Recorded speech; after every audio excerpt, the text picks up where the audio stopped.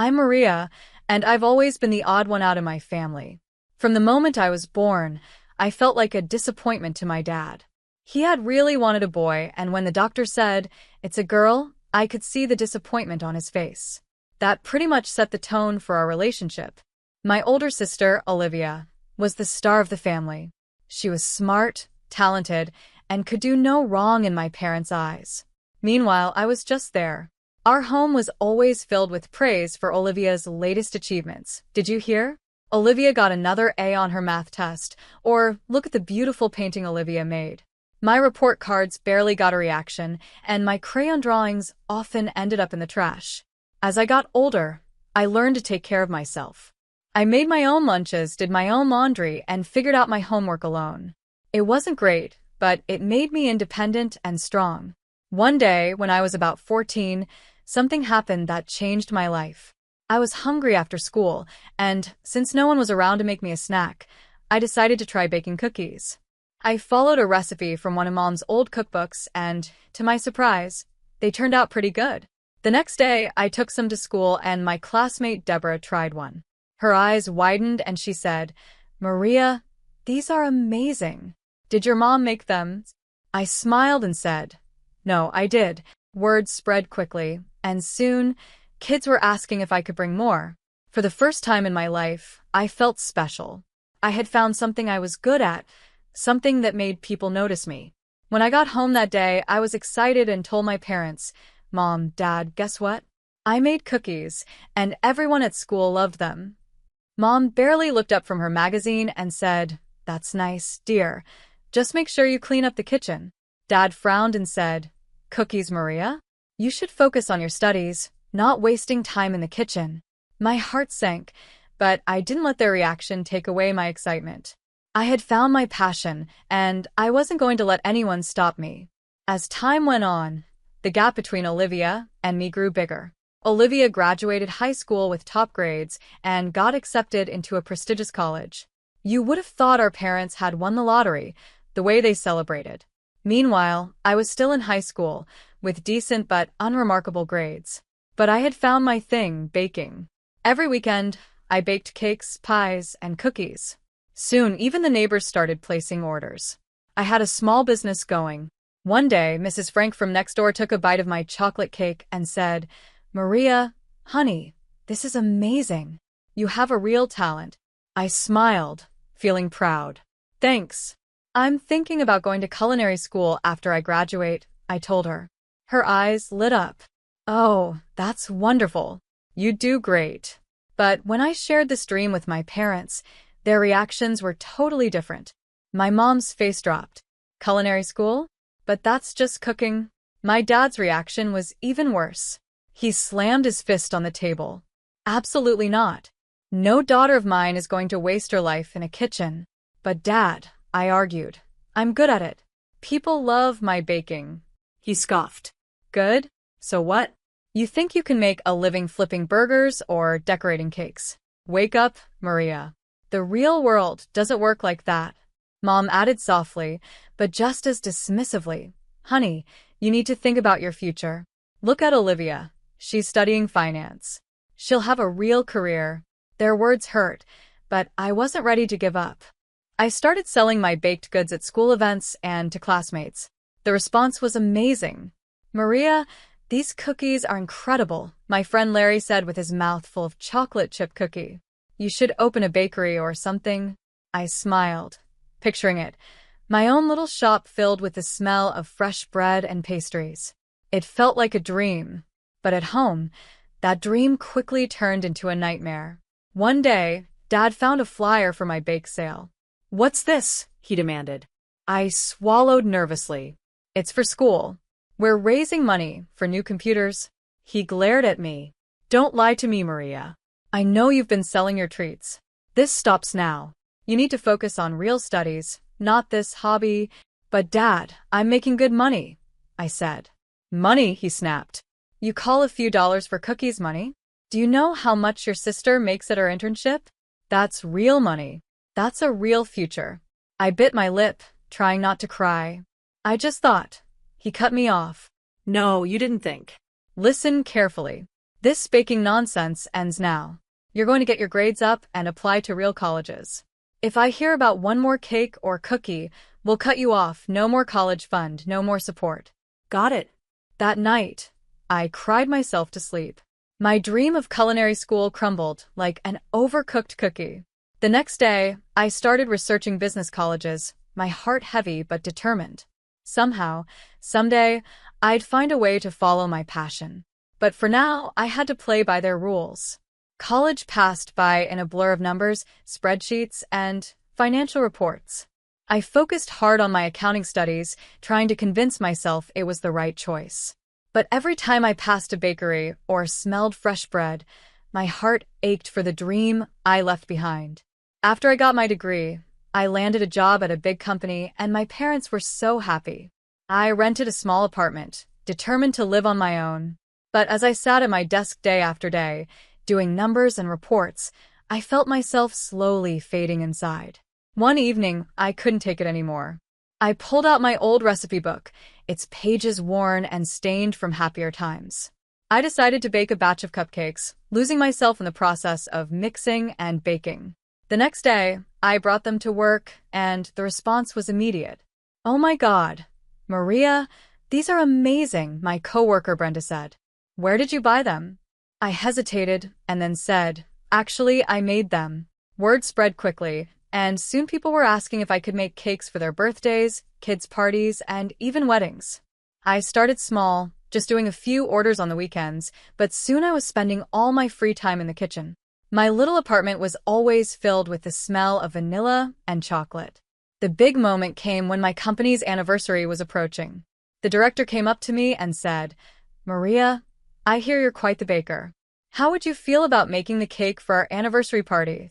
My heart raced. This was a huge chance and also a big risk, but I couldn't say no. On the day of the party, I brought in a huge cake decorated with the company's logo and detailed sugar flowers. When I unveiled it, the room went quiet. Then the director grinned and said, "This is incredible. Everyone, give it up for Maria, our accounting wizard, and, apparently, master pastry chef." The room filled with applause. The director even hugged me and whispered, "You're wasted in accounting, Maria. This is your true calling." His words stuck with me. As more cake orders came in, I realized I had a choice to make. I was working 3 full-time jobs, accountant by day, baker by night. Something had to give. One sleepless night, covered in flour and surrounded by cake orders, I made my decision. The next day, I handed in my resignation. My supervisor was shocked. But why? "You're one of our best," she said. I smiled, feeling lighter than I had in years. "I found my true passion," I replied simply. I rented a small commercial kitchen and threw myself into my new business. It was both scary and exciting at the same time. There were nights I stayed up all night filling orders, and days when I questioned if I had made a huge mistake. But little by little, my bakery started to grow. I hired my first employee, then my second. We moved to a bigger space, and soon my cakes and pastries became well known across the city. Through it all, I kept it a secret from my parents. As far as they knew, I was still a successful accountant climbing the corporate ladder. I kept telling myself I was waiting for the right time to tell them the truth, but deep down, I was just scared. Scared of their disappointment, anger, and rejection.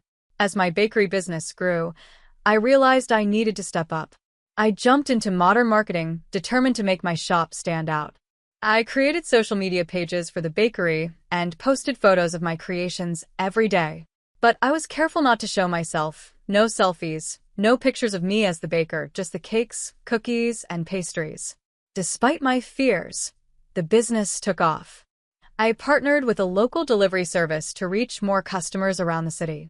I started a loyalty program, offering discounts to returning customers. Then came my big idea, Sweet Tooth Saturdays. Once a month, we opened our doors and offered free samples to anyone who stopped by. The first time, I was so nervous. What if no one comes? I worried to my employee, Emma. She rolled her eyes and said, "Boss, have you tasted your own stuff? People will be lining up around the block." She was right. By noon, there was a long line down the street. Seeing people's faces light up after tasting my treats filled me with a joy that had nothing to do with the ovens. Our popularity skyrocketed. Soon, we were catering high-profile events, supplying desserts to fancy restaurants, and even shipping our signature cookies across the country. With success came money, more money than I ever thought I'd make, especially just from baking cookies, as my dad once said. Before I knew it, I was earning more than my sister's bank salary. I started helping my parents financially, still pretending it was all for my accounting job.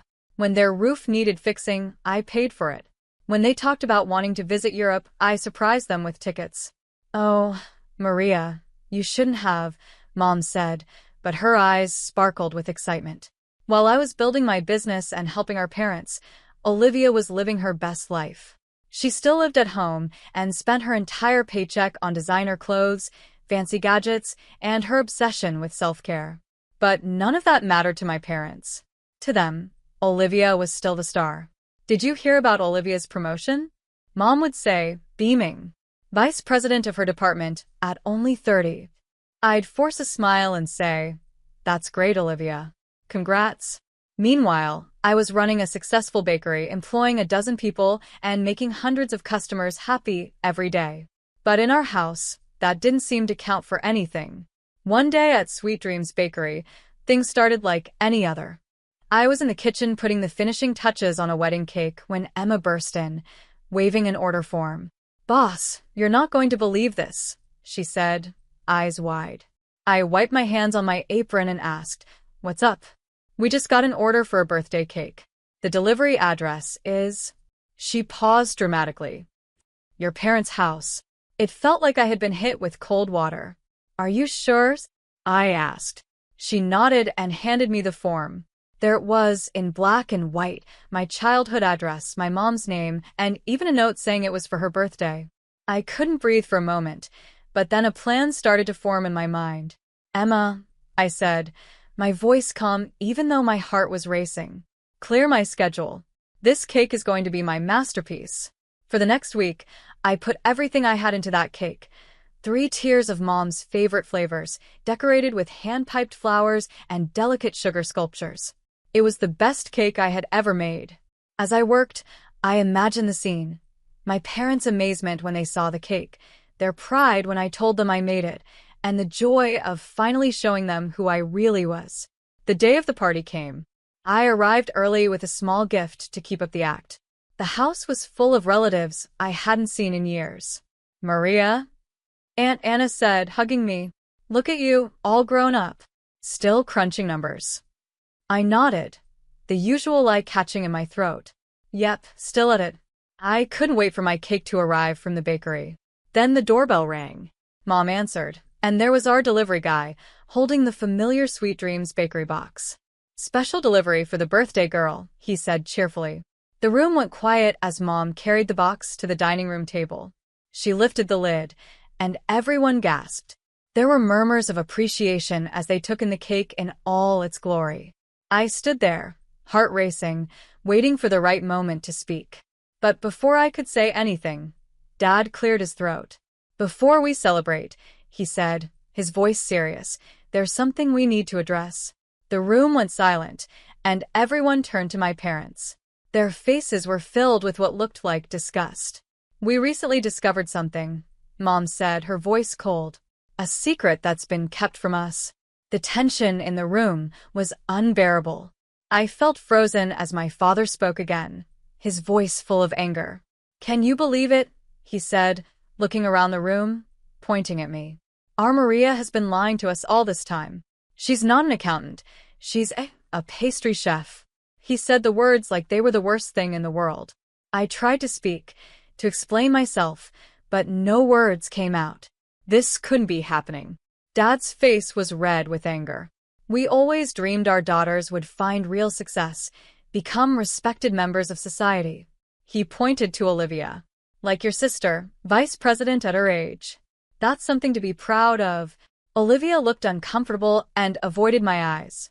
"But you," Mom said, staring right at me, "we gave you everything, every chance, and this is how you repay us? By becoming an ordinary cook." The word ordinary hurt more than I could have imagined. Didn't they see what I had built? Didn't they understand? Suddenly, Dad walked over to the table where my cake sat. In one quick move, he flipped the box over. I watched in shock as my beautiful cake, the masterpiece I had worked so hard on, crashed to the floor, a mess of icing and sponge. The guests gasped. "We're not eating this," Dad said with a sneer. "It's beneath us." Mom nodded in agreement. "Maria, you've shown us you don't belong with respectable people. You've disobeyed us for the last time." Dad's next words felt like a punch. "We disown you. You're no longer our daughter." I couldn't breathe. This couldn't be real. I looked around the room, hoping someone would stand up for me, but everyone avoided my gaze. Even Aunt Anna, who had hugged me earlier, now whispered to Uncle Adam. I always knew she was trouble. Others nodded, agreeing with her. The room, which had been full of celebration moments ago, now felt cold and hostile. "Leave," Mom said, her voice like ice. "Leave now, and don't ever contact us again." I stood there, frozen, tears streaming down my face. How could they do this? How could they dismiss everything I had accomplished and everything I was? It felt so cruel. "Didn't you hear your mother?" Dad barked. "Get out." Somehow, I found the strength to move. I turned and walked toward the door, my vision blurred by tears. As I reached for the handle, I heard Olivia's voice, soft and unsure. "Mom, Dad, maybe we should," but her words were cut off as the door closed behind me. I stumbled down the front steps, the same steps I had climbed so many times as a kid, but now they felt strange and unwelcoming. I made it to my car, and that's when the sobs hit me. Sitting there, surrounded by the pieces of the family I had just lost, something inside me broke. The dream I had held onto for so long, that my parents would finally accept and understand me, had shattered, just like my cake on their dining room floor.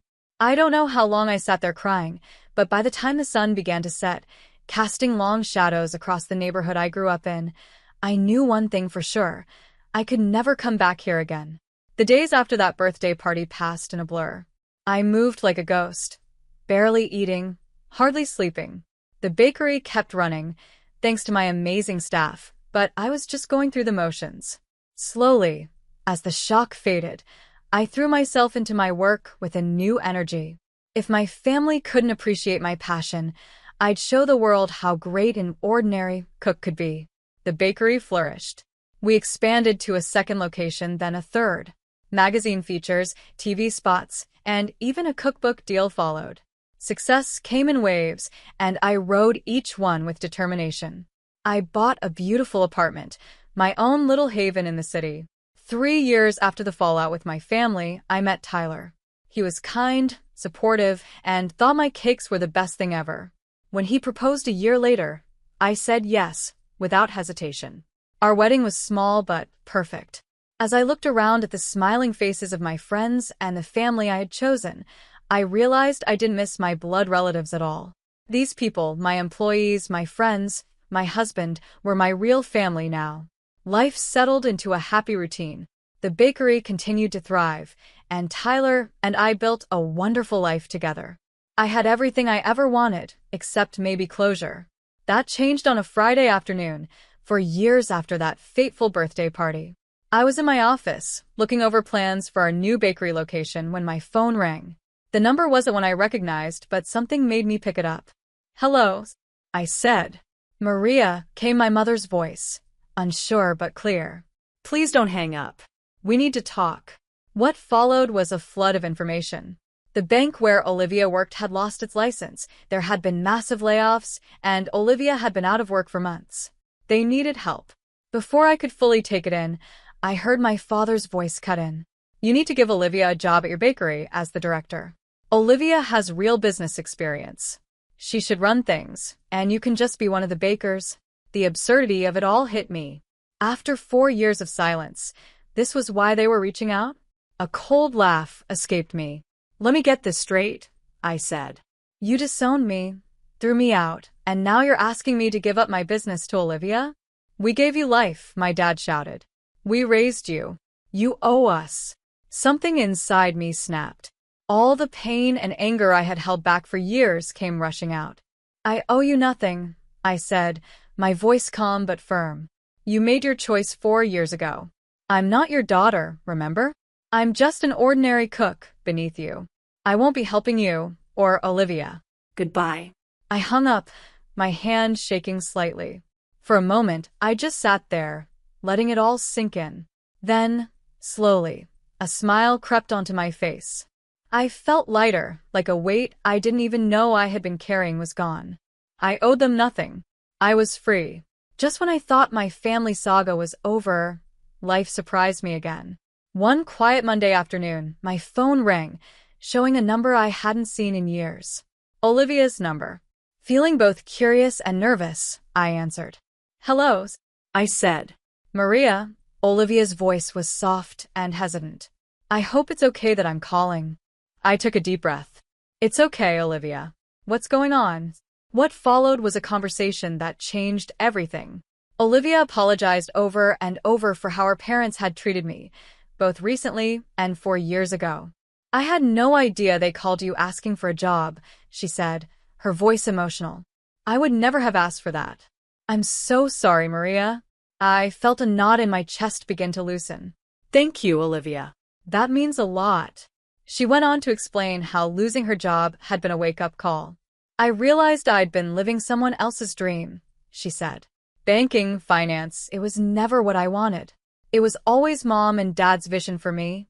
I listened, barely breathing, as my sister poured her heart out.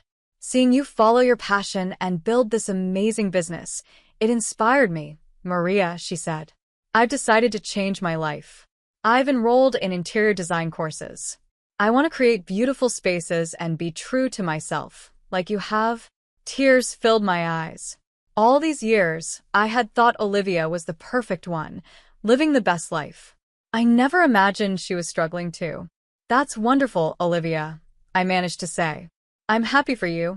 There was a pause, and then Olivia's voice came again, full of emotion. "I'm proud of you, Maria. You stood up for yourself, followed your dreams, and now you're living the life you want. That's amazing." I couldn't hold back the tears anymore. Years of pent-up feelings, hurt, anger, and also the longing for my sister, came pouring out. We talked for hours, catching up on lost time, sharing our hopes and fears. As the conversation wound down, Olivia hesitantly suggested, maybe we could meet up sometime, just to talk, support each other. I found myself nodding, even though she couldn't see me. "I'd like that, Olivia. I'd like that a lot." Over the next few months, Olivia and I met regularly. We shared coffee and pastries from my bakery, of course. We laughed about old memories and supported each other through the ups and downs of our careers. Olivia's interior design business was taking off, and I couldn't have been prouder. As for our parents, we heard through the grapevine that they had disowned Olivia too when she quit banking. They told anyone who would listen that their daughters had disappointed them, one a simple cook, the other a frivolous decorator. But Olivia and I knew the truth. We were living our dreams, building successful careers, and doing what we loved. We had found our own paths to happiness. One day, during one of our weekly meetups at my bakery, Olivia looked around at the busy shop and then back at me with a smile. "You know," she said, "I think we turned out pretty great, all things considered." I laughed, feeling warmth in my chest that had nothing to do with the ovens. "Yeah," I agreed. "I think we did." As I watched my sister sketch design ideas on a napkin, surrounded by the sweet smell of pastries and the chatter of happy customers, I felt a deep sense of contentment. This was my life, messy and challenging, but sweet. I had fought for my dreams, lost some battles, but in the end, I had won the war.